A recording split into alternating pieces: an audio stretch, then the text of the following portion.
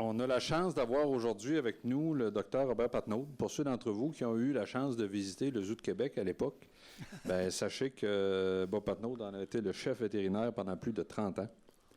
M. Patnaud a aussi exercé sa profession pour le bénéfice de l'Aquarium de Québec, en plus de collaborer activement aux travaux de la Clinique des oiseaux de proie de Saint-Hyacinthe, l'UQROP, l'Union québécoise de réhabilitation des oiseaux de proie. Il a été vétérinaire clinicien auprès du ministère de la Faune et ses nombreux noms, loisirs, chasse à pêche jusqu'à... J'en ai connu 7. Ah, bon. Les archives démontrent d'ailleurs le rôle de premier plan de M. Patnaud, un rôle qu'il a joué lors des travaux de réintroduction du caribou de Charlevoix dans les années 70. Encore aujourd'hui, sa grande expertise est considérée puisqu'il offre toujours de la formation aux biologistes, techniciens et agents de la faune qui doivent utiliser des produits immobilisants notamment. J'oserais vous dire que c'est tout un privilège de l'avoir avec nous. Il nous fait une fleur d'être avec nous autres aujourd'hui. Alors, voilà. Merci, Robert. Okay.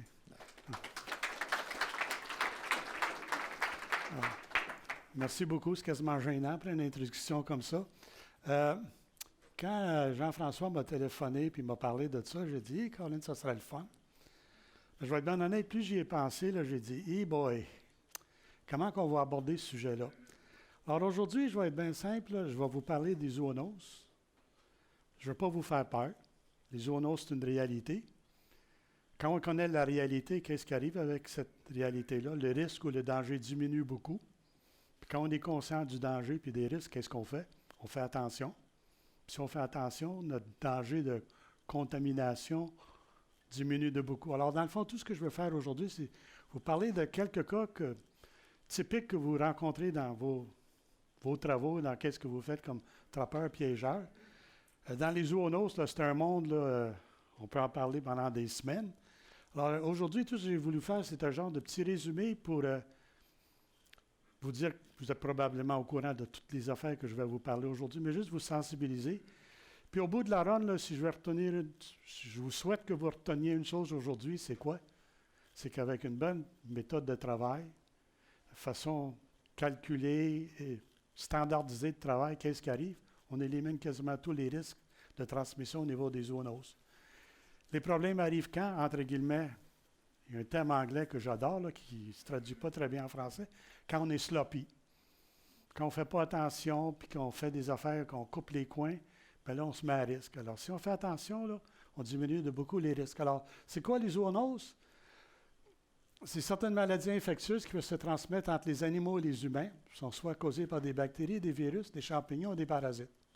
Je vais peut-être vous faire une grosse déclaration qui va surprendre. On parle toujours des zoonoses, des maladies qui sont transmises des animaux aux humains, mais il y a aussi des maladies chez les humains qu'on transmet aux animaux. Alors, on a ce qu'on appelle les anthropozoonoses, qu'heureusement, nous autres, on n'est pas pris avec ça. Dans certaines régions du monde, là, c'est problématique. Le cas le plus problématique que je peux vous donner présentement, là, qui est un gros problème économique, politique et scientifique, les gorilles de montagne en Rwanda. C'est un pays qui est très pauvre. Leur économie tourne quasiment sur quoi? Les visites guidées pour visiter les gorilles de montagne.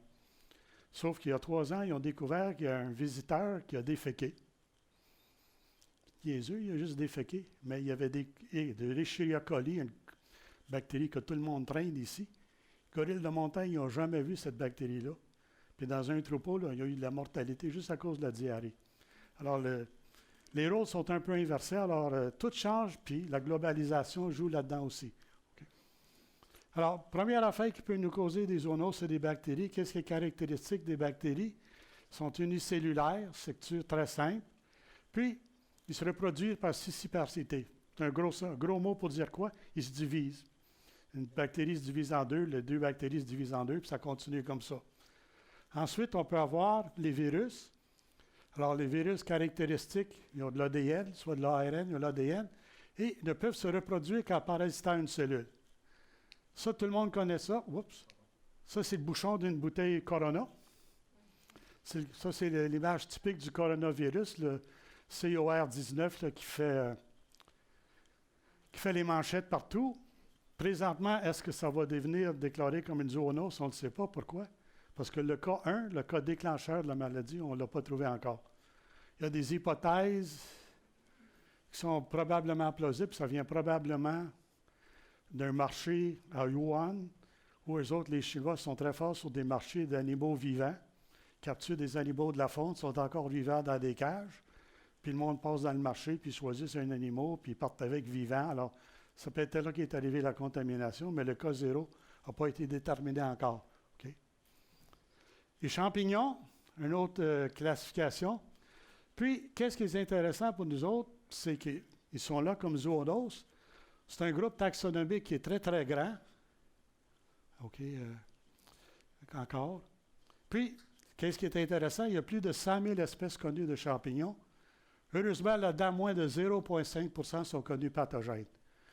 Pour nous autres, le seul champignon qu'on connaît, mais qui n'a pas d'intérêt pour nous autres, c'est ce qu'on appelle la teigne. Alors, la teigne, ça se transmet des fois par des humains, mais c'est surtout une zoonose au niveau des animaux domestiques, surtout le cheval puis le chien. Puis, finalement, les parasites. C'est quoi? C'est un organisme animal qui se nourrit strictement aux dépens d'un organisme hôte, d'une espèce différente de façon permanente ou pendant une phase de son développement. Qu'est-ce qui est intéressant au niveau des parasites? On peut avoir des parasites qui ont un hôte définitif ou un hôte intermédiaire. Alors, hôte intermédiaire, c'est que le parasite, pour faire son développement complet, il faut qu'il passe par au moins 2 espèces différentes. Alors, il y a une espèce intermédiaire où le parasite se développe, puis à un moment donné, probablement la majorité des cas, il se fait manger, ce hôte intermédiaire-là se fait manger par un hôte définitif. Puis chez le hôte définitif, le parasite finit son cycle, devient adulte, se reproduit, puis il recontamine l'environnement. Alors, au niveau des parasites, il y a toute une panoplie. On a les endoparasites, les endoparasites à l'intérieur du corps, les ectoparasites à l'extérieur. Alors, on a les vers ronds, les nématodes, les vers plats, ce qu'on appelle communément les vers solitaires, les douves. Puis au niveau des ectoparasites, il y a tout un monde. Les tiques, les poux, les puces, puis les mites. Alors, certaines espèces jouent un rôle zoonotique pour certaines maladies. Vous, dans votre cas, ça ne vous préoccupe pas trop, mais il y a deux maladies qui s'en viennent très importantes au niveau du Québec. Maladie de Lyme, avec notre hotspot qui est en Montérégie. Puis présentement, la population d'orignaux qui se fait blaster avec le tic d'hiver. Là. Alors ça, c'est des maladies qui, il y a 10, 12 ans, on ne les voyait pas, mais avec changement climatique, changement d'habitat, il y a un paquet de maladies qui apparaissent qu'auparavant, on ne les voyait pas. Alors, qu'est-ce qui est important là-dedans? C'est que plus de 60% des maladies infectieuses sont zoonotiques. Donc, ça veut dire qu'il y a une origine d'un animal quelque part, puis 75% des nouvelles maladies infectieuses sont d'origine zoonotique. Donc, au niveau de la faune animale, il y a un gros réservoir potentiel de maladies. Pourquoi que ça devient de plus en plus connu? Il y a de plus en plus d'interactions entre la faune et l'humain. Avant, c'était comme 2 mondes séparés, il n'y avait pas beaucoup d'interactions, mais des interactions deviennent de plus en plus fréquentes et ça se permet des transmissions de maladies qui étaient inconnues auparavant. Okay. Alors, si on regarde juste aujourd'hui, l'Organisation internationale des épizooties, 60% des maladies humaines sont d'origine zoonotique, puis au moins 75% des nouvelles maladies, ce qu'on appelle des maladies émergentes, sont d'origine animale. Puis, en règle générale, 5 nouvelles maladies apparaissent chaque année. Puis, de ces maladies-là, 3% sont d'origine animale. Puis, 80% des agents avec un risque bioterroriste potentiel sont des pathogènes zoonotiques. Je ne veux pas vous faire peur avec ça, mais c'est juste pour vous dire là, que toute la dynamique des maladies zoonotiques est en train de changer de façon rapide. Puis cette rapidité-là vient un petit peu de quoi? De la globalisation. Je ne veux pas faire le pépère, là, mais quand j'ai fait mon cours de médecin vétérinaire, on avait notre prof d'épidémiologie, là, il disait tout le temps, les jeunes, là, les problèmes, vous ne les voyez pas, mais ils s'en viennent. Puis là, on disait, bien, vous êtes donc bien pessimiste, puis c'est ça. Il disait, non, il dit, pensez-y, là. Là, il y a 25-30 ans, là, un animal qui partait de l'Europe, qui s'en venait au Canada, ou même un immigré qui venait au Canada, il passait par quoi? Bateau. Traverser en bateau prenait quoi? 10, 12, 14 jours. Majorité d'incubation pour la majorité des maladies, c'est 1 semaine. Alors, entre guillemets, s'il passait à travers le voyage puis arrivait en santé à l'autre bout, il y a des grosses chances qu'il n'était pas porteur de rien. Aujourd'hui, il y a beaucoup de d'exemples que je peux vous donner, là. Juste calculer là, un avion porteur commercial, qu'est-ce qu'il peut faire dans une semaine de transport. Ça prend juste à un moment donné, là, je ne sais pas, il est peut-être en Afrique du Sud, ils ont passé leur petit spray pour tuer les moustiques, mais s'il en manque un qui est porteur de quelque chose, puis lui, 8 heures plus tard, il est rendu à Londres, puis le petit moustique sort, puis il est encore vivant. Alors, le potentiel de transmission, là, les facteurs sont beaucoup, beaucoup augmentés. Le contexte change, mais de l'autre côté, les méthodes de diagnostic puis les méthodes de contrôle sont beaucoup, beaucoup améliorées. Alors, au niveau des zoonoses, on peut avoir deux modes de transmission, direct ou indirect. Direct, ça peut être par une plaie au niveau des muqueuses de la langue, de la bouche ou des yeux. Une morsure et des égratignures, ça peut être par la salive, ça peut être par l'air, l'urine, les fesses. Indirect, ça peut être les fomites. Fomite, c'est un grand terme qui veut dire une surface qui est souillée, puis que l'agent pathogène survit là-dessus. Les vecteurs, règle générale, la majorité des zoonoses ont comme vecteur des insectes. Le cas le plus classique que je peux vous donner, c'est en 1999, le virus occidental du Nil qui est apparu en Amérique du Nord.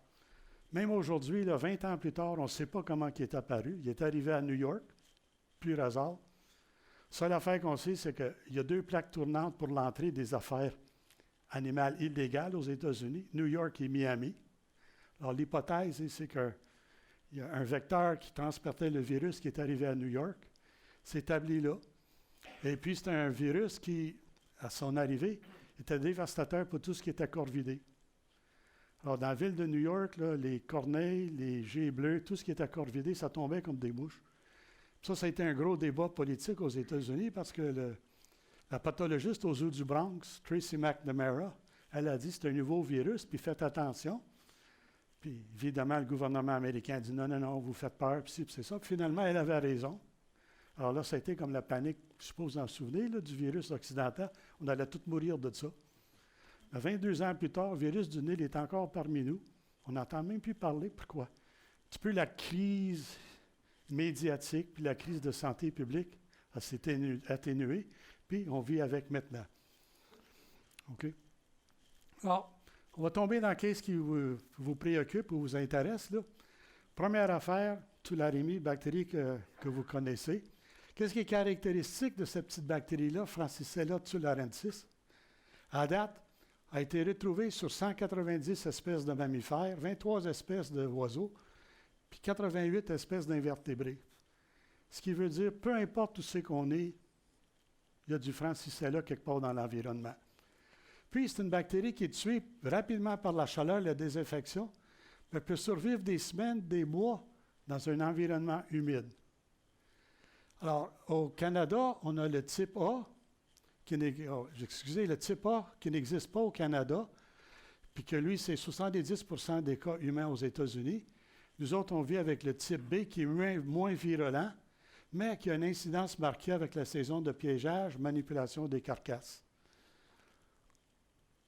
Alors, au Québec, 3 autres sont reconnus, vraiment, le lièvre d'Amérique, castor, puis rat musqué. La différence entre les 3 espèces, c'est que le consensus actuel, c'est que le lièvre d'Amérique, il résiste très bien à la bactérie. Entre guillemets, il peut en mourir, mais il peut vivre avec aussi. Alors, il devient un petit peu ce qu'on appelle un vecteur de la maladie. C'est que c'est un réservoir pour la maladie.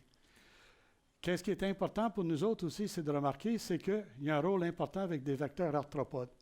Des insectes piqueurs qui sont reconnus comme le vecteur. Alors, l'insecte piqueur, il transmet la bactérie, il pique un lièvre, un raton, pique un lièvre, un rat musqué ou un castor, il injecte la bactérie, puis l'espèce mammifère devient atteinte de la maladie. La transmission se fait comment? Par le vecteur, par le sang de l'arthropode. Qu'est-ce qui est important pour nous autres chez l'humain, parce que c'est une zone reconnue? C'est contact avec le sang ou des tissus d'animaux infectés, contact avec la peau intacte ou lacérée. Ça peut être inhalation par des particules infectées ou ingestion de l'eau ou de viande contaminée. Vous allez voir, plus qu'on va parler des zoonoses, là, on va toujours revenir là, que C'est dans la manipulation puis comment on traite l'animal qu'à un moment donné, là, c'est là que le risque augmente ou diminue selon notre façon de travailler. Caractéristiques pathologiques, là, quand le pathologiste voit ça, il dit tout de suite, c'est de la tularébie. C'est le foie. L'animal est en bon état de chair, puis il y a des petits points blancs partout sur le foie, les rats, les poumons. Et l'autre caractéristique, c'est 2 organes. Le foie et la rate vont être grossis beaucoup, beaucoup de volume. Ils vont être quasiment à la double de leur taille normale. Alors déjà là, on a des indices qu'on fait attention. Chez l'humain, il y a un paquet de signes cliniques. La règle générale, 75%, c'est juste une lacération de la peau. Puis la lacération de la peau, notre première barrière de protection contre des infections, c'est quoi la peau? La minute que notre barrière est brisée par une petite ulcération, bien, ça donne quoi? Une voie d'entrée possible pour la bactérie. Alors, on peut avoir ulcéro-glandulaire. Ça peut être glandulaire, une abrasion de la peau qui n'est pas diagnostiquée. Puis ça peut être oropharyngé. C'est rare parce que c'est par de l'ingestion de la viande contaminée. Alors ça, c'est des cas extrêmes. Mais qu'est-ce qui est important au niveau de la tularemie, c'est de savoir que la bactérie est là. Puis j'espère que vous réalisez que tout de suite, qu'avec une bonne méthode de travail sécuritaire, qu'est-ce qu'on fait? On diminue les risques. L'affaire la plus importante, une des affaires importantes qu'il faut retenir, que je souhaite vous retenir aujourd'hui, là, c'est que la minute qu'on travaille au niveau de la faune, puis avec des espèces sauvages, puis entre guillemets, là, 2, 3, 4 jours après une manipulation ou quelque chose au niveau de la faune, qu'on ne file pas, il ne faut pas niaiser avec ça, il ne faut pas être gêné, puis il faut aller voir un médecin, puis consulter. Parce que c'est là, la rapidité d'intervention pour traiter, là, c'est ça qui compte le plus. Plus on laisse traîner, bien, plus on peut avoir des problèmes. OK? Puis, on peut même avoir une forme pneumonique qui est peu commune. Puis, on peut même avoir oculoglandulaire. Ça, il faut vraiment être madlocké, là. C'est quand dépassant un animal, il y a un liquide corporel qui revole, tombe au niveau de l'œil, au niveau de la muqueuse de l'œil. Puis là, la bactérie se met en contact avec les muqueuses, puis elle se met à reproduire là. Puis on va avoir des conjonctivites.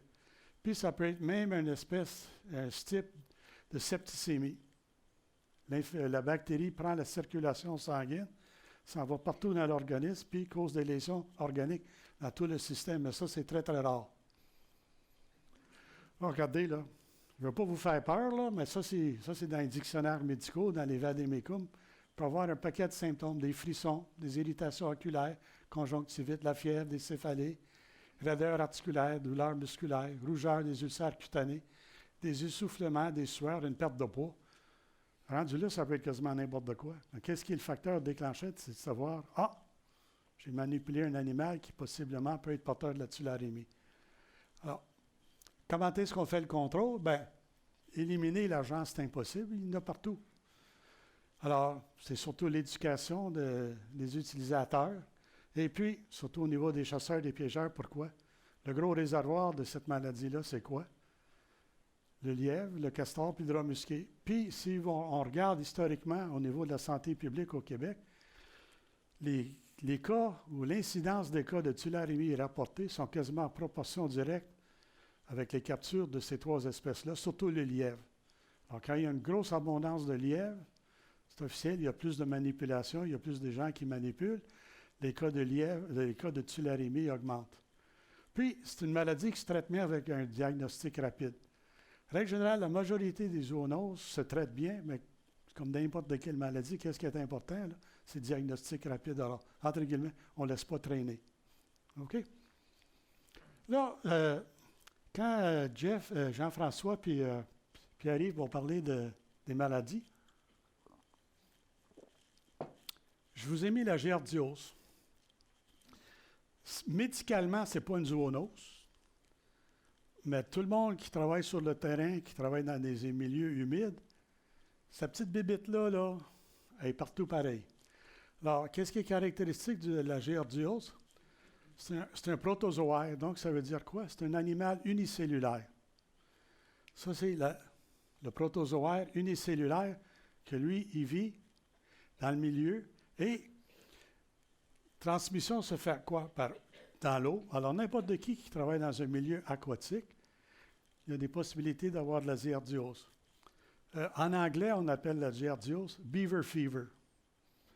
en voulant dire, là, s'il y a des castors dans le coin, vous êtes susceptible de pogner la giardiose. Dans notre environnement, il y en a partout. Et puis, transmission se fait surtout au niveau de l'eau ou par de la nourriture souillée. Les signes cliniques, diarrhée aiguë avec des vomissements et des douleurs abdominales. Et puis, quand ça continue, on a ce qu'on appelle le syndrome de malabsorption intestinale.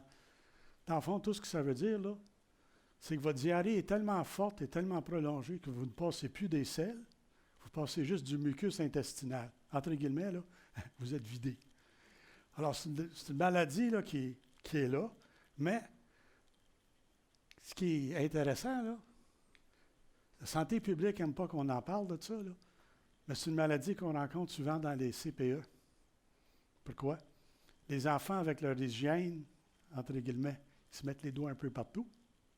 À un moment donné, ça prend juste un qui est porteur un petit peu, contamine un autre, puis là, le giardia rentre dans les intestins, se met à reproduire, lâche des kystes, contamine son environnement. Si l'enfant n'est pas trop propre, bien, ça peut se contaminer. Heureusement, ça se traite facilement. Mais c'est une maladie qui est existante, puis surtout dans le milieu naturel. Quelqu'un qui travaille au niveau du castor, donner des exemples, défaire des barrages de castors en été ou capturer des castors pour les relocaliser, vous êtes à risque. Alors, qu'est-ce qu'on fait? On fait attention, puis il ne devrait pas avoir de problème. Alors, survie de 2 jours à 4 mois, de 4 jours à 2 mois, selon ce qu'on trouve dans l'air ambiant ou dans l'eau. Période d'incubation de 3 à 25 jours, règle générale 7 à 10 jours. Symptômes des diarrhées, des crampes intestinales, gonflement abdominal et perte de poids. Durée de la maladie de quelques jours à quelques semaines avec possibilité de récidive.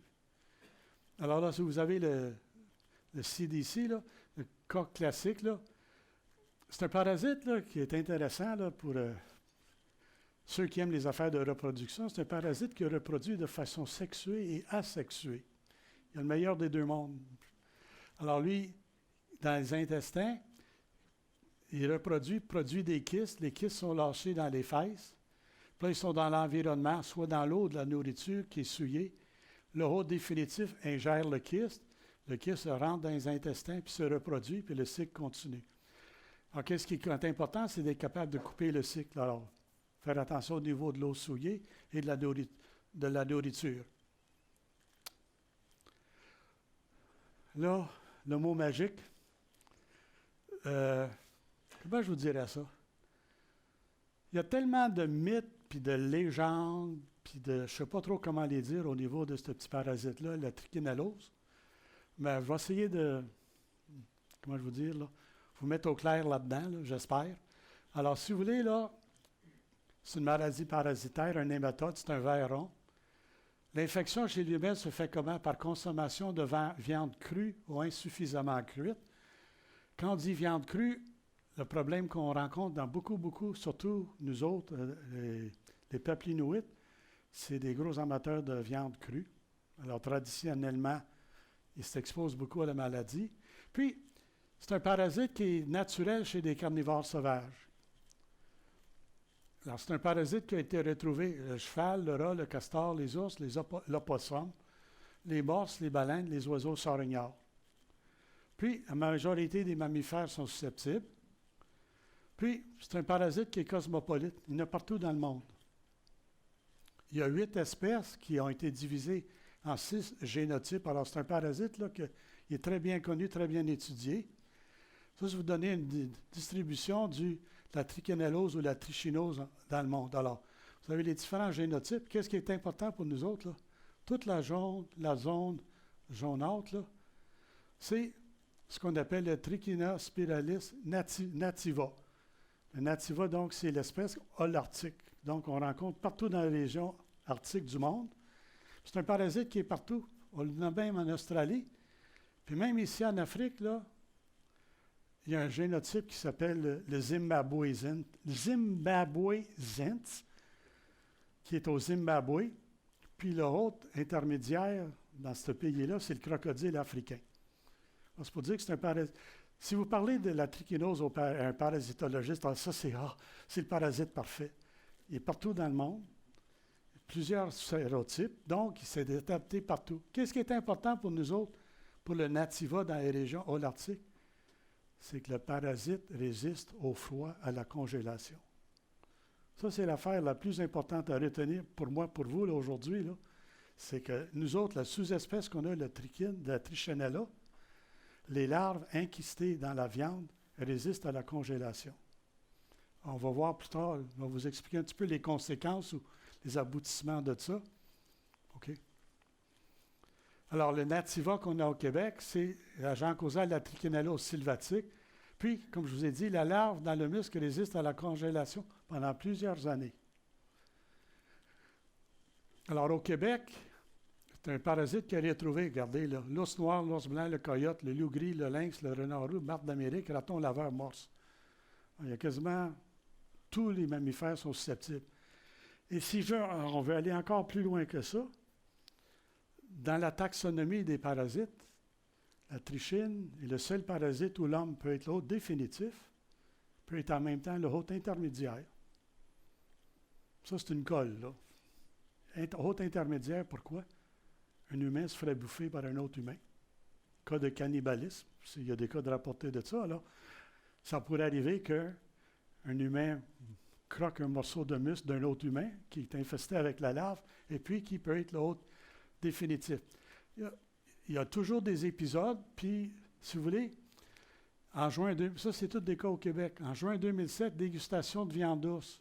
3 personnes sur 11, quand ils ont prélevé des morceaux de viande que les gens avaient consommés, dans un cas, ils ont trouvé 500 larves par gramme de muscle. Entre guillemets, vous ne mangez plus du muscle, vous mangez des larves. L'inconvénient qu'on a, c'est que la larve est microscopique. Donc, on ne la voit pas à l'œil. Donc, c'est là une des grosses problématiques du contrôle de la maladie. Puis, chez l'homme, on dit qu'on peut avoir des symptômes jusqu'à si on a juste une larve par gramme de muscle. Alors, on est extrêmement sensible aux parasites. En septembre 2005, des chasseurs français qui sont sur la rivière Georges, au Caribou, puis ils font de l'ours, sont sur le plan européen. Alors, ils retournent chez eux avec leur boutin, leur viande d'ours, puis leur viande de caribou. Puis, ils ont fait des gros parties, 25 personnes en 3 groupes. Alors, là-dedans, là, il y a un groupe de 10 chasseurs, 6 convives avec 3 des chasseurs, 9 convives avec 1 des chasseurs. Puis, dans les 17 cas qui ont été capables de diagnostiquer, en moyenne, la viande qu'ils consommaient, là, il y avait 300 larves par gramme de muscle. Alors, entre guillemets, là, c'était le party pour le parasite, lui, là. Puis, en Abitibi, 2009, un ours noir qui est abattu. 6 personnes consomment la viande, fondue au bourguignon. 3 personnes sont malades, consommation de viande saignante. 3 personnes avec des symptômes moins graves, puis une personne est hospitalisée, fait un ACV avec des paralysies et des séquelles permanentes. Qu'est-ce qui arrive, là, c'est que quand on est infecté, on ingère les larves. Les larves se retrouvent dans une portion de muscle, ça arrive à l'estomac. La pepsine de l'estomac digère la viande, les larves sont libérées.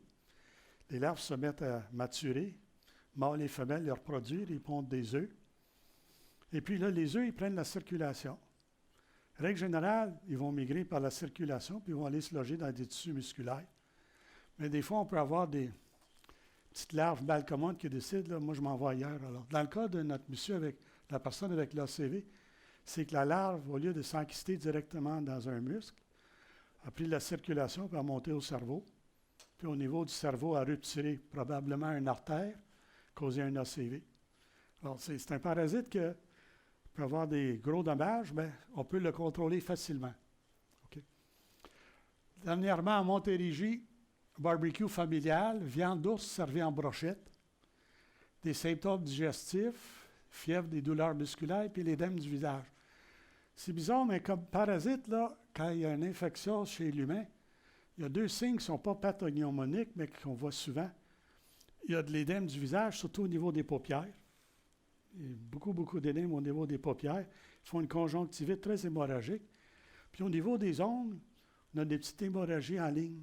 On dirait que, c'est pas méchamment, là, on aurait pris un petit pinceau de Q-Tex, puis on aurait peinturé des petites lignes dessus.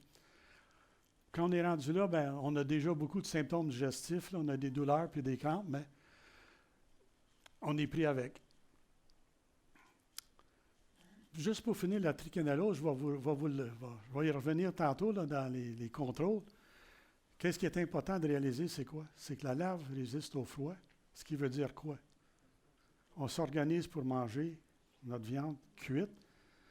Je ne me souviens pas des températures, je les ai notées, je vais vous les donner tantôt. Alors, le danger, c'est que si on mange notre viande cuite, pas assez cuite, puis la larve persiste, dans notre système, bien, elle va continuer son cycle, puis on peut avoir des problèmes. Si notre viande est assez bien cuite, qu'est-ce qui arrive? On tue la larve, puis ça finit là. OK. Là, je vais vous parler de... Là encore, c'est un petit peu,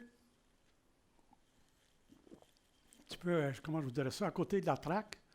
Mais étant donné que vous travaillez souvent avec une espèce qui s'appelle le raton laveur, ça peut être important pour vous de réaliser quelque chose qui est que notre beau petit raton laveur qui est bien fin, là, il est porteur d'une zoonose qui est rare, mais qui est souvent fatale.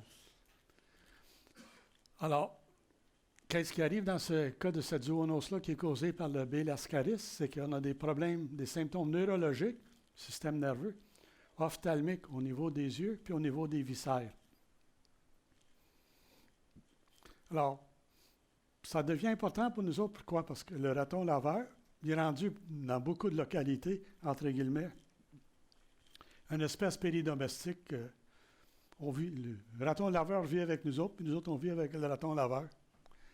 L'inconvénient ou la problématique avec ce parasite-là, c'est que les ratons laveurs ont la bonne habitude, sont bien élevés, ils défèquent toujours à la même place, ce qu'on appelle des latrines.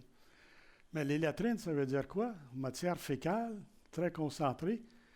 Donc, si vous avez des parasites dans vos fesses, mais vous avez des grosses chances que la charge parasitaire va être beaucoup augmentée. Pourquoi? Toute la gang défèque à la même place. Alors, ça peut être juste sur des briques, ça peut être des souches d'arbres, ça peut être n'importe de quoi. Ça peut être même le fameux cas classique des ratons laveurs qui rentrent dans la corniche, puis ils sont dans l'entretoit.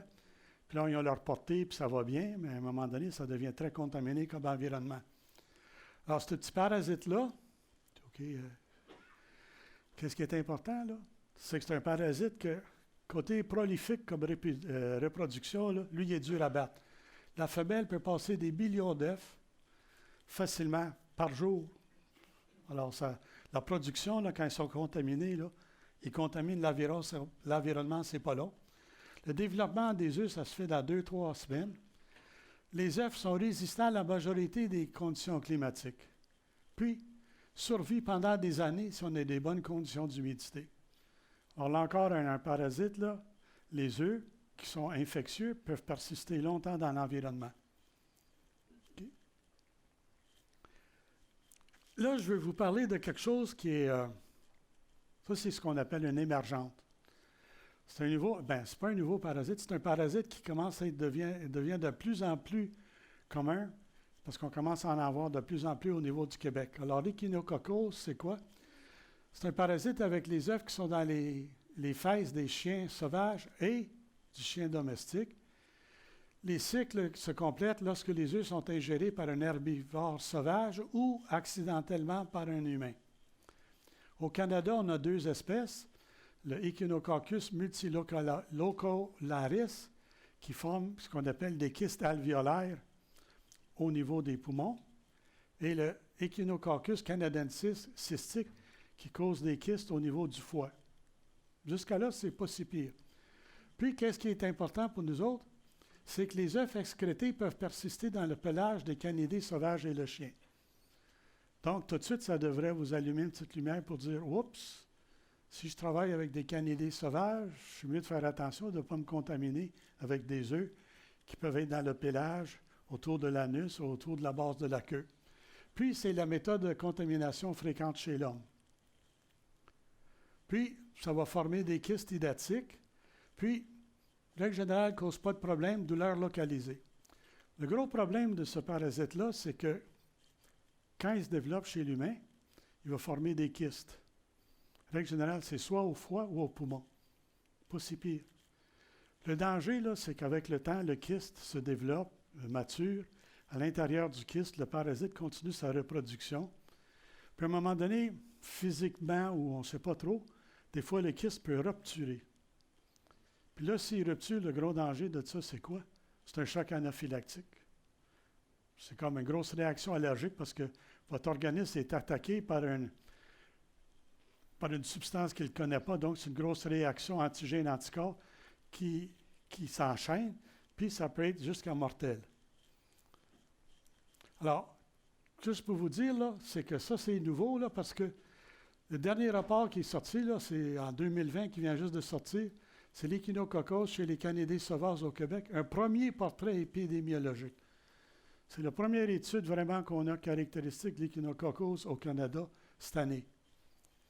Puis, pour vous montrer un petit peu la différence, là, Multilocolaris est endémique nord-est de l'Alaska, l'Arctique canadien, les États-Unis, central-nord, central-sud. Puis au Canada, les loups en Colombie-Britannique, les coyotes, les renards en Ontario. Donc, c'était comme en dehors de notre frontière. Le canadensis, en 2014, a été trouvé dans un orignal dans le Maine, mais n'est pas tellement loin. Puis au Québec, il y a eu une étude en 2016-2017, puis peut-être qu'il y a des gens ici qui ont participé à le prélèvement des tractus, puis qui ont été envoyés pour cette étude-là. Mais au niveau des canidés sauvages, au Québec, 9 coyotes sur 77, les loups, 8 sur 23 étaient porteurs du parasite, puis au Maine, 5 coyotes sur 23. Alors, c'est un nouveau parasite qui est là dans le domaine. Là encore, qu'est-ce qui est important pour lui? C'est notre méthode de travail, surtout que les œufs peuvent être à la base de la queue, puis dans le pelage, alors, faire attention à ça. Ça, c'est juste le graphique, puis vous donne un petit peu le portrait. Alors, le spot dans le Maine, puis si on regarde les renards, où ils l'ont trouvé, les coyotes, les loups, puis qu'est-ce qui est frappant aussi, là? C'est pas vraiment des zones isolées, là. On n'est pas rendu dans le nord du Québec, là. C'est des régions assez populeuses, alors possibilité de transmission chez l'humain est plus augmentée. Les ténias, oui.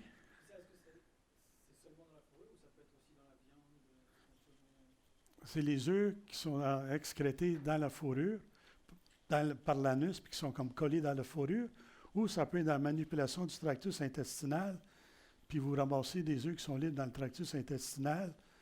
Puis le cas classique, là, ça tombe sur une table de travail, puis le monsieur n'a pas mis ses gants. La personne n'a pas mis ses gants, puis à un moment donné, il y a ce sandwich à côté, puis il bouffe ce sandwich. Alors, tu sais, c'est vraiment des cas de transmission accidentelle, mais dans tous ces cas-là, qu'est-ce qui est important? C'est d'avoir une bonne méthode sécuritaire de travail. Les ténias, je les ai mis là un petit peu. Pourquoi? Parce que c'est un groupe de maladies parasitaires causées par un ver plat, un cestode, muni de ventouses ou de crochets de fixation, parasites de l'intestin grêle des mammifères, surtout des carnivores. Puis, l'homme joue un rôle important dans la transmission du parasite vers les carnivores sauvages et domestiques. Le cycle est coupé par la non-disponibilité des hôtes intermédiaires. Ce qui est important là-dedans, c'est que très souvent, le hôte intermédiaire est porteur du cycle.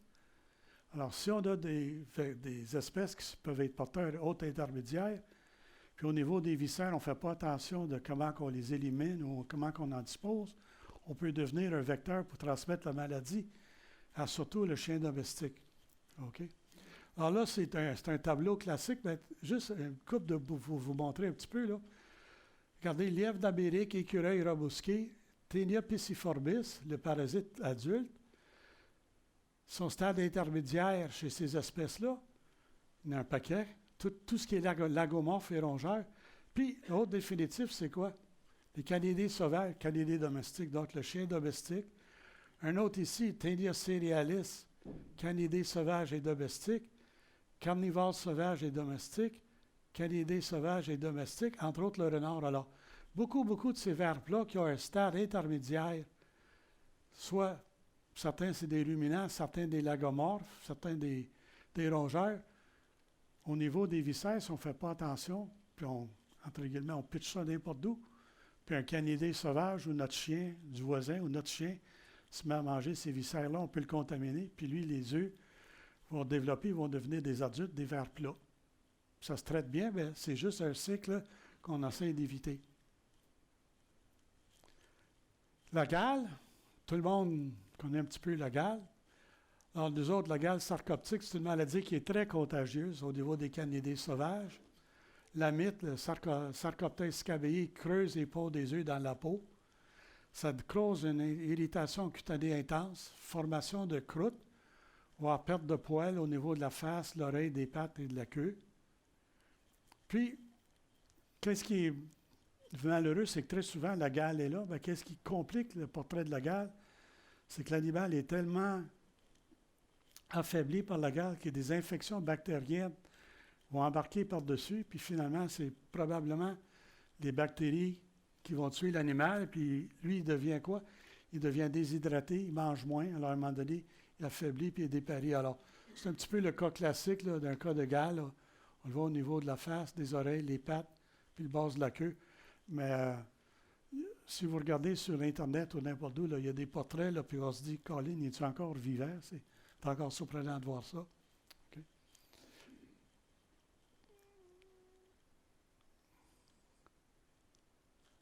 Un autre agent de gale que vous connaissez peut-être pas, mais qui est spécifique à l'ours, c'est la gale odocoptique qui est Uricecoptes americanus, qui est l'ours noir seulement. Alors, c'est une gale qu'on rencontre juste sur l'ours noir. Puis, d'infections cutanées qui sont moins sévères que la gale sarcoptique. Puis, qu'est-ce qu'on peut avoir? Ça, c'est le bon et le mauvais. Alors, à un moment donné, un ours qui est rendu dégarni de poils comme ça, là, ses chances de survie à l'automne ne sont pas fortes. Alors, très souvent, le gale, c'est le messager de problèmes beaucoup plus compliqués. Puis on rencontre l'ours, on en voit-tu au Québec? Un cas ou deux suspects dans la réserve. Ouais. C'est beau. C'est une espèce de mythe qui est beaucoup moins problématique. Pourquoi? Parce qu'il est beaucoup moins pathogénique que le Sarcoptes scabiei qu'on rencontre sur les canidés. Okay? Là, je vais être bien honnête, je vous ai mis le distemper juste pour, comment je vous dirais ça? Vous sensibiliser au fait de faire attention. On a toujours l'impression qu'il y a juste la rage qui est dangereuse. Le distemper n'est pas dangereux pour nous autres. Sauf que très souvent, les signes cliniques des deux peuvent être malins un petit peu. Alors, si vous êtes dans une région où il y a de la rage, bien, il faut faire attention. Si vous êtes dans une région où il n'y a pas de rage, bien, vous êtes capable d'éliminer la rage. Puis, c'est une maladie virale qui ne se transmet pas à l'humain. Par contre, c'est une maladie des canidés domestiques et sauvages, les bustélidés, les procyon les félidés et les oursidés. Alors, c'est un virus là, qui a une affinité pour beaucoup, beaucoup de groupes taxonomiques. Puis, comment se fait la propagation de cette maladie-là? Par les fluides corporels, les fesses ou l'urine d'un animal infecté. Puis, qu'est-ce qu'on a comme signe clinique? On a de l'écoulement nasal séreux, de l'écoulement oculaire mucopurulent, de l'anorexie, l'hyperkératose des coussinets plantaires. En anglais, on appelle ça hard pat. C'est qu'on examine les pattes, puis les coussinets, au lieu d'être, je dirais pas spongieux, mais moi un petit peu, là, sont durs. Alors ça, c'est un des signes qu'on peut dire, probablement distemper. Ça peut aller jusqu'à une encéphalite aiguë. Puis là, on a un paquet de signes qu'on peut avoir. Mais qu'est-ce qui est important pour vous, c'est de réaliser que très souvent, vous pouvez capturer un canidé sauvage qui peut être atteint du distemper. Qu'est-ce qui est important pour vous, c'est de savoir c'est que ça ne se transmet pas à l'homme, mais c'est qu'une maladie qui existe dans le milieu. Et je vais être bien honnête, j'ai fouillé un petit peu, puis je n'ai jamais été capable de trouver une preuve documentaire, mais le distemper chez le chien domestique se transmet transplacentaire. Donc, la femelle qui est gestante, elle peut transmettre le virus via son placenta au fœtus, puis les chiots viennent au monde et sont déjà atteints du distemper. Alors, c'est un autre virus qui a des petites caractéristiques spéciales. Okay. Là, je vous ai tout fait peur. J'espère que non. Qu'est-ce qui est le plus important dans tout ça, comme dans n'importe quoi, c'est d'avoir des bonnes méthodes de travail. Alors, qu'est-ce qu'on a comme bonne méthode de travail? Okay. Protection personnelle. Okay. matériel qu'on peut utiliser comme appât, puis la cuisson. La cuisson, là, on revient tout de suite à quoi? À trichinellose, surtout. Alors, si on veut aller regarder les bonnes méthodes de travail, d'abord, un endroit de travail sécuritaire, surface de travail non poreuse, c'est du gros bon sens. Si vous avez une surface de travail poreuse, puis vous ne désinfectez pas comme il faut, bien, vous pouvez vous-même être un vecteur pour contaminer vous-même. Si possible, accès à l'eau courante, pourquoi? Désinfecter, bien laver. Puis, accès facile pour entreposer les déchets. Ça devient surtout important au niveau des ténias.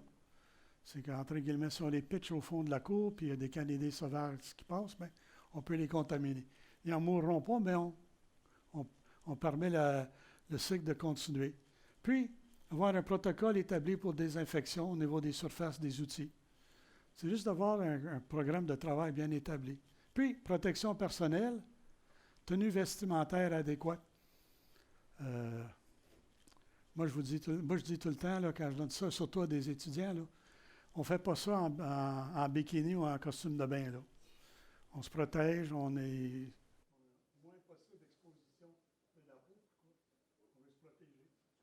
On peut être habillé. On a un shutdown de batterie de ton micro.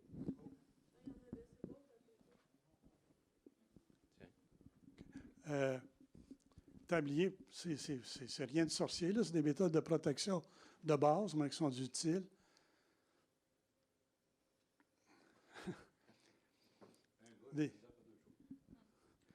Des gants, si possible, lunettes de protection. Puis, vaporiser la peau selon les besoins pour éviter que s'il y a des particules ou des poussières qui nous revolent dans la face.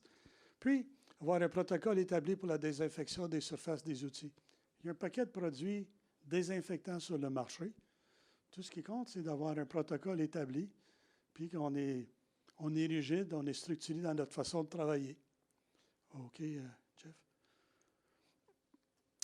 Cuisson, donc préparer de façon sécuritaire. Cuisson, assurer une température interne de 77 degrés Celsius ou 170 Fahrenheit. Ça, c'est les recommandations de l'Organisation mondiale de la santé puis le CDC aux États-Unis. L'inconvénient de ça, c'est que ça fait une viande qui est moyennement cuite ou bien cuite. Alors, ceux qui sont amateurs de viande bleue ou viande saignante, bien là, c'est problématique un petit peu. Qu'est-ce qu'il faut faire attention? Ça, c'est tout le monde qui fait de la cuisine avec les micro-ondes. C'est ça, c'est de faire bien attention parce que la température n'est pas égale à cause de la table qui tourne. Alors, très souvent, à l'extérieur, le périmètre va être beaucoup plus chaud, mais le centre va être beaucoup plus frais. Alors, faire attention à ça. Okay. Ah, c'est terminé. Alors, si je souhaite que vous reteniez quelque chose, là, c'est les zoonoses sont là, ça fait partie de notre monde. Mais quand on est conscient qu'ils sont là, puis qu'on est conscient de qu'est-ce qu'ils font, puis qu'est-ce qu'ils sont dans l'environnement, c'est facile de se protéger, puis ne pas se contaminer. Règle générale,